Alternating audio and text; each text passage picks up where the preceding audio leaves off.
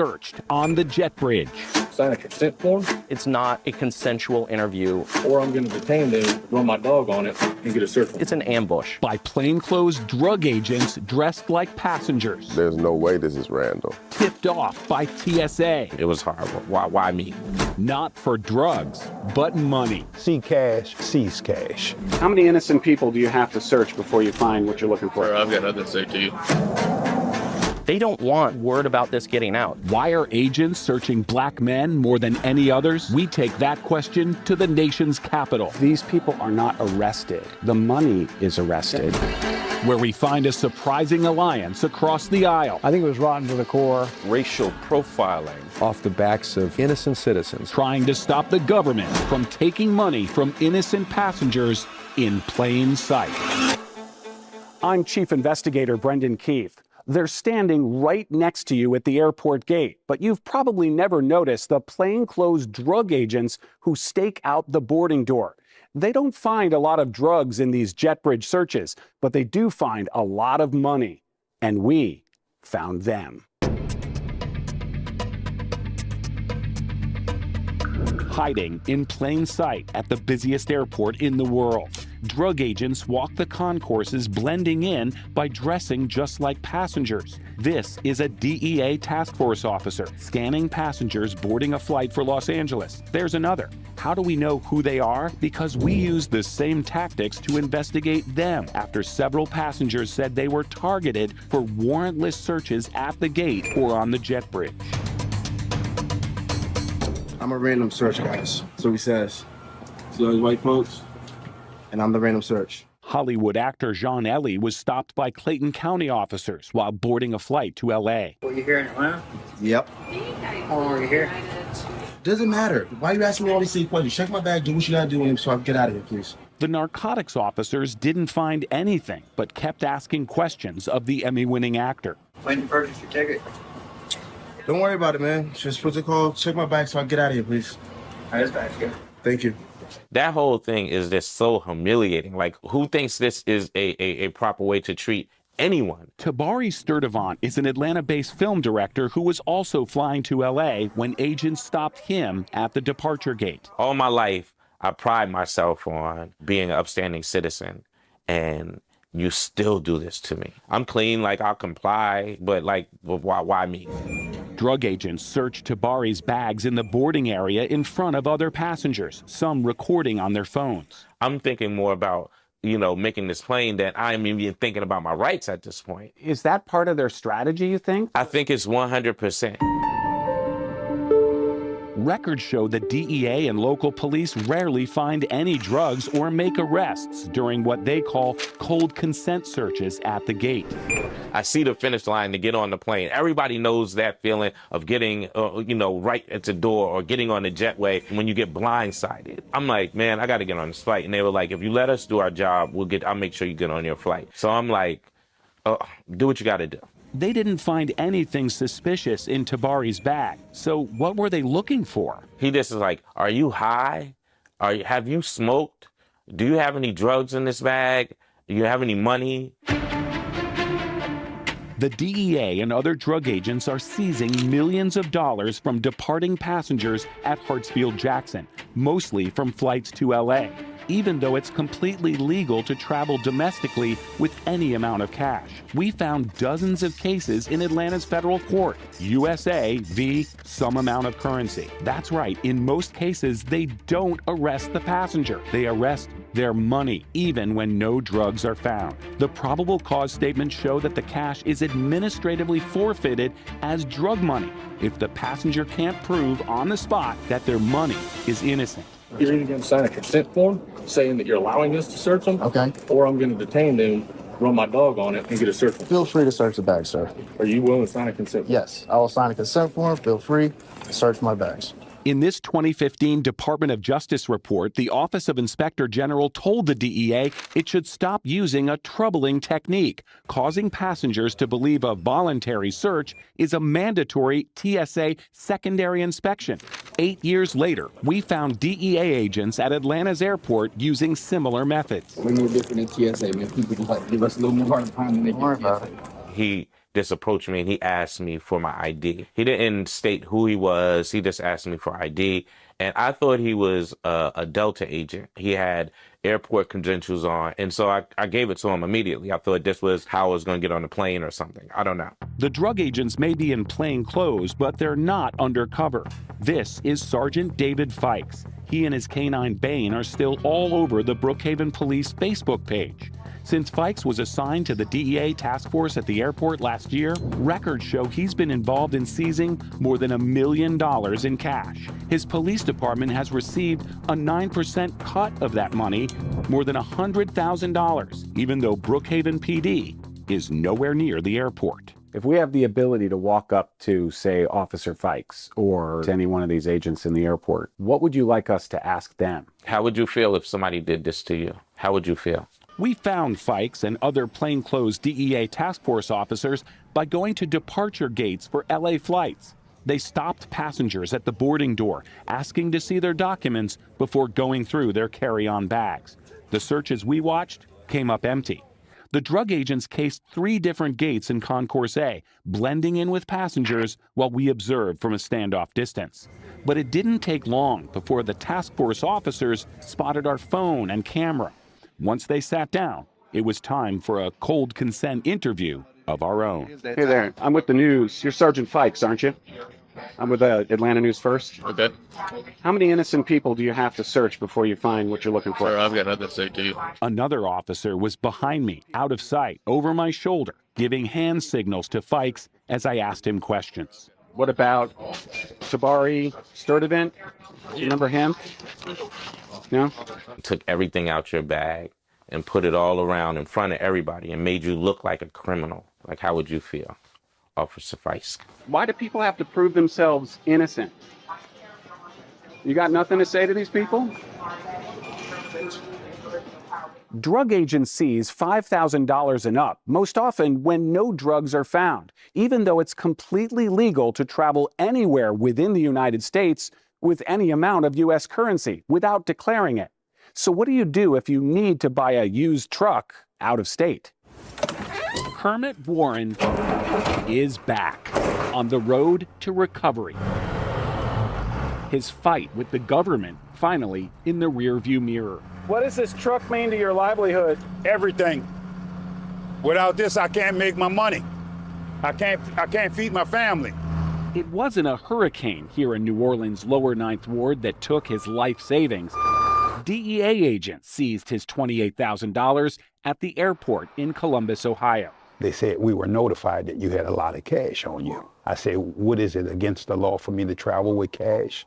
I'm up here to purchase a truck. The pandemic took Kermit's job as the shoe shine man at a New Orleans hotel, so he and his son decided to start a towing business. They found this used truck for sale in Ohio and flew there with the cash to buy it, but they decided it wasn't the right truck for them. I said, I'm not going to get this vehicle. We're going to go to the airport. We're going to fly back to New Orleans. With the money. With the money. They left with the same money in this bag photographed when they arrived in Ohio. On the way home, Kermit told TSA at the Columbus airport he had a large amount of cash, and court records show the TSA informed the DEA agents, who seized the money without finding drugs. I wasn't arrested. I wasn't charged with any kind of crimes or anything.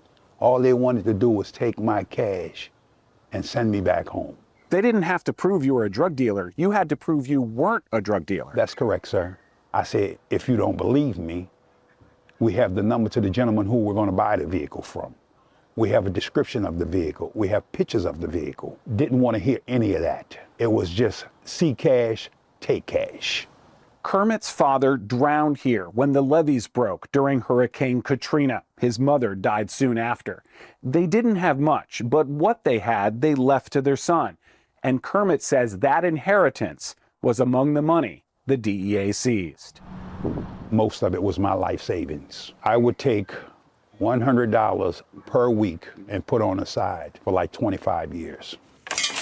How did Kermit eventually pay for a tow truck?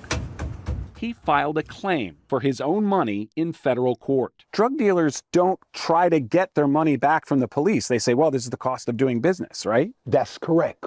I would have chalked it up and said, that's just a part of that lifestyle. But I work hard for my money. Everything I have is from blood, sweat, and tears. Now he's back in the driver's seat here in New Orleans, the sun setting on the case after the nonprofit Institute for Justice represented him for free, and federal prosecutors agreed to drop the case and return his money. What was it like when the government gave you every single penny back? How did that feel? I knew I would get it back because I know one thing, I was innocent. Do you feel vindicated? Of course. Why wouldn't I? I'm fighting with everything living inside of me that this does not happen to anybody else.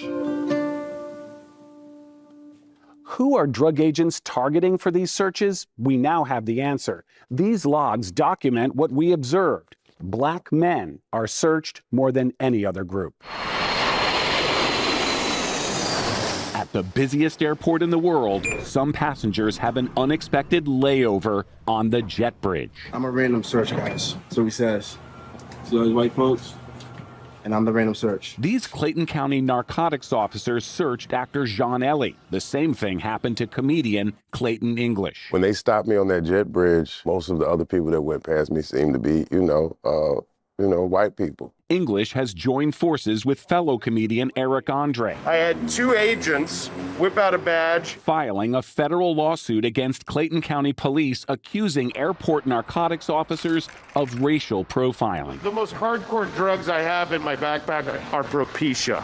Drugs are rarely found in these jet bridge searches, according to Clayton County narcotics logs obtained by Atlanta News First Investigates. Records that also show local police have seized more than $1 million in cash from passengers. We know that more than 90% of the people they search, they don't seize anything and they don't arrest anyone. Right. It didn't make sense to me at all. It felt like profiling because who's taking drugs to LA? Weed is legal out there, everything. Like, you're gonna get what, I don't see who's taking it out there. Maybe you should be catching somebody coming in. That might have made sense. Like, how many big dealers have you caught like this? Is this how you caught El Chapo? And then once I was actually given the statistics, I'm like, oh, okay. That's never what it was about. The comedians cite national statistics showing 8% of air travelers are black. Their lawsuit accuses Clayton County officers of stopping black passengers at a rate 7 times that national average. In a little more than a year and a half, Clayton County officers searched more than 360 passengers on the jet bridge. That's enough to fill 2 737 jetliners. Travel statistics show 1 out of every 3 airline passengers is a person of color. But according to Clayton County logs, their officers searched passengers of color at double that rate. Black passengers overall made up the majority of those searched, 54%. And black men were by far the largest group. 46% of passengers stopped on the jet bridge. The odds of it being random and it coming out to where all the people that you're pulling over are black people, are people of color, are some ethnic group, it's like, no, there's no way this is random. There was a handful of black people. My flight was full. So let's say it was 200 people on the flight and maybe 5 to 10 black people on the flight period. You didn't see any white people stopped getting on your flight? No, absolutely not. Film director Tabari Sturdivant was also boarding a flight to LA when he was searched by federal drug task force officers. I travel around the world and I've seen different things. I've seen random, you put your ticket on it, boop, this is a random check all over the world. Why am I in my hometown, Atlanta, Georgia, that, you can totally humiliate me and disregard my rights? Atlanta News First Investigates tracked the Plainclothes task force officers through the airport. Records show the federal agents described the searches as random, consensual encounters. But the same records detail how they selected specific passengers. Observed a man who appeared nervous. Why you? Why did they pick you? I had a black hoodie on. I had an expensive duffel bag around my back. I had some expensive shoes on. That's not a crime. It's not a crime. But designer bags show up repeatedly in the federal forfeiture filings and DEA evidence photographs. Brown Gucci bag, black Louis Vuitton backpack. They're saying Atlanta to Los Angeles is a drug trafficking route. Right. But it's also a route For entertainment, black man with a designer bag flying to LA might be in the film industry, not the drug industry. Right. The only reason I can think is because they look like they're not supposed to have something that nice. Or you think that this person shouldn't be able to afford this item based off their skin color. This is the form DEA agents were required to fill out 20 years ago, showing the race and ethnicity of passengers they searched. But the Department of Justice Inspector General discovered the DEA has not collected any such data regarding cold consent encounters since 2003, in part because there were too many in a day. The IG report said the Department of Justice noted cold consent encounters are more often associated with racial profiling. Okay, wait a minute. I'm not even allowed to get on a plane to go do work without being, profiled. The Clayton County search logs are heavily redacted, but Atlanta News First Investigates was able to see behind the redactions, showing the local officers received training from the DEA task force in a 3-day federal program called Operation Jetway. We got those records from attorneys for the two comedians, but when we asked for the same exact records directly from Clayton County, the section about officers getting federal training wasn't redacted, it was completely missing. You're taking people's money based off an assumption, not facts, not evidence, and it's really not much recourse for the people. So yeah, something definitely needs to be done. This is movie prop money, the equivalent of hundreds of thousands of dollars. I traveled legally with this simulated money in my carry-on bag through TSA 7 times in multiple cities, and I was never stopped or questioned. Others weren't so lucky. TSA has one mandate, securing air travel. But screeners are looking for more than just weapons or explosives. They're also looking for money. TSA Rule 100.4 tells screeners to alert police when they spot large amounts of currency concealed within someone's bag, even though traveling with large amounts of currency is not illegal. Of cash that appeared to be hidden. There's not anything wrong with travel cruises and thousands out there. That's not true when flying domestically. Yet drug agents in Charlotte offered this LA-bound passenger a deal. Sign a form abandoning his $100,000 or face a lengthy federal investigation. There's an option to avoid all that, not to sound like a used car salesman, but I'm going to give you all your options. You can walk away from that money. I'm going to seize the money, but if you want to walk away from a federal investigation that's linked to the money, those are your options. But if you sign this, nobody from the U.S. Attorney's Office will contact you. 3 years later, he's still trying to get his money back from the federal government. Oh, man. Court records show Clayton County narcotics officers use similar disclaimer of ownership forms at Atlanta's airport. Any check bags? Clayton County officers found neither drugs nor money in 93% of these jet bridge searches, according to our review of more than a year of Drug Task Force logs. But they were still able to seize more than $1 million cash for reasons such as the money was concealed within clothing or it smelled like marijuana. Just flying to California can be suspicious. The passenger was flying from Atlanta, a known drug hub city, to San Francisco, a known drug source city. Civil forfeiture is actually easier than criminal forfeiture. Dan Albin and the Institute for Justice have successfully sued the DEA and other agencies to get passengers' money back. Perversely, it's actually easier to forfeit someone's property from an innocent person who is not charged or convicted of a crime than it is from a criminal defendant who actually is convicted of a crime. In nearly all airport cash seizures we've reviewed, no drugs were found and the passengers were not arrested or charged with a crime. In the vast majority of these cases, they just take the money. They don't take custody of the person. They, in effect, arrest the money instead of the person. That's absolutely right, especially in airport interdictions. It's almost always someone's cash is seized, but they're allowed to continue traveling to board their flight. On location during this interview or interrogation, you are effectively required to prove that your money isn't from drugs in order for them not to take it right there on the scene. The way that law enforcement conducts interdiction, the burden is on the person to prove that they're innocent and that their cash is not involved in any criminal activity. You're either going to sign a consent form saying that you're allowing us to search them, Okay. or I'm going to detain them, run my dog on it, and get a search warrant. Feel free to search the bag, sir. It's not a consensual interview in those circumstances. It's an ambush.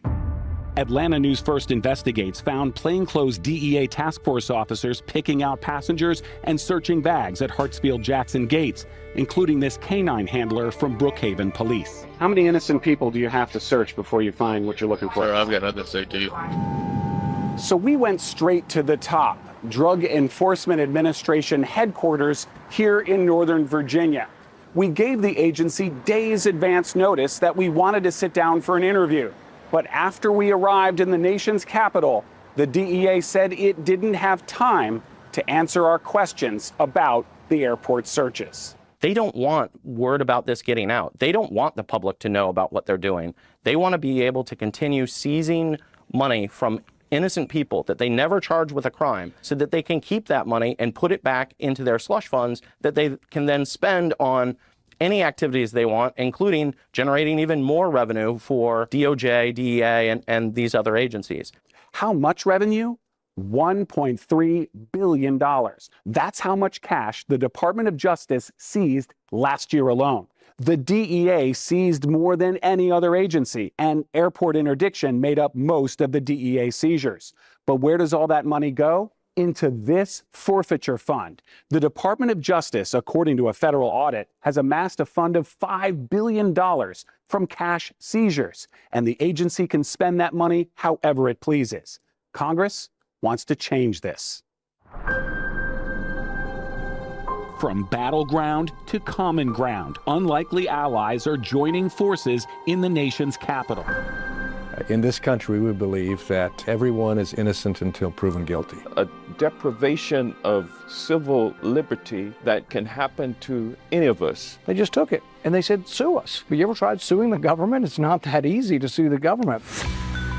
Members of Congress are responding to our investigative series exposing drug agents hiding in plain sight at airport gates, seizing cash from passengers without arresting them. This isn't criminal asset forfeiture where you arrest someone and then take their assets as part of the criminal prosecution. They're not charging them. They're arresting the money, not the person. In fact, I think technically the charge is against the money. It's bizarre. It's some old maritime law or something from way back when, but they charge the money, not the person. But I think the important thing is it's turning justice on its head. You're supposed to be innocent until proven guilty. Not, oh, you're guilty, give me your stuff, and then you can have it back if you prove you didn't get it through ill-gotten gains. And that's not the way our country's supposed to work. Here, in a divided United States Capitol, this issue is bringing both Republicans and Democrats together. It's about both civil rights and civil liberties. Oftentimes they are the same. The vast majority of people they're stopping are people of color, and the largest single group is black men. It's a matter of racial profiling. Georgia Congressman Hank Johnson is one of 9 Democrats and 9 Republicans co-sponsoring the Fifth Amendment Integrity Restoration Act. The power of the government to simply seize property just based on a belief, a mere belief, an unfounded belief even, that property is associated or connected with criminal activity. But not off the backs of innocent citizens. And you'll catch some crooks in this process as well. But sadly, we're catching too many innocents who have to fight their way out of this bind, and many of them can't do it. Michigan Republican Tim Walberg has filed his bill over and over for nearly a decade. Criminals, actual criminals, have more rights than innocent people who have their money taken. Under civil asset, criminals have more. That's why civil asset is such a valuable tool. It can be used well, but it can be abused. And because you don't have to meet the standards that you would for a criminal asset forfeiture. The FAIR Act would force the government to prove to a federal judge that seized money was from crime with clear and convincing evidence, and all cash from civil forfeitures would go to the Treasury's general fund. Federal agencies and local police would no longer get to keep the money they seize. It's a perverse incentive. That unified message is echoing across the aisle, pushing the FAIR Act through a House committee for the first time by unanimous vote. That unanimous vote didn't happen in just any committee. The bill passed out of judiciary, the setting for some of the most partisan battles in recent years. Yet Republicans and Democrats appear to agree on at least one thing: to make it harder for the government to seize money from innocent people. I think it was rotten to the core. It's now passed through a committee in the House, and we're hoping to pass it in the Senate as well. Some law enforcement groups have pushed back against the bill, including the National Sheriff's Association, saying it would be a gift to the drug cartels. While the FAIR Act awaits a vote on the House floor, we went back to Atlanta's airport after our series of investigative reports. Checking multiple LA-bound flights, we found no plainclothes drug agents hiding in plain sight. And a check of the court shows no new forfeiture cases have been filed to take passengers' money. Whether or not they're watching for you, we'll keep watching for them. Good night.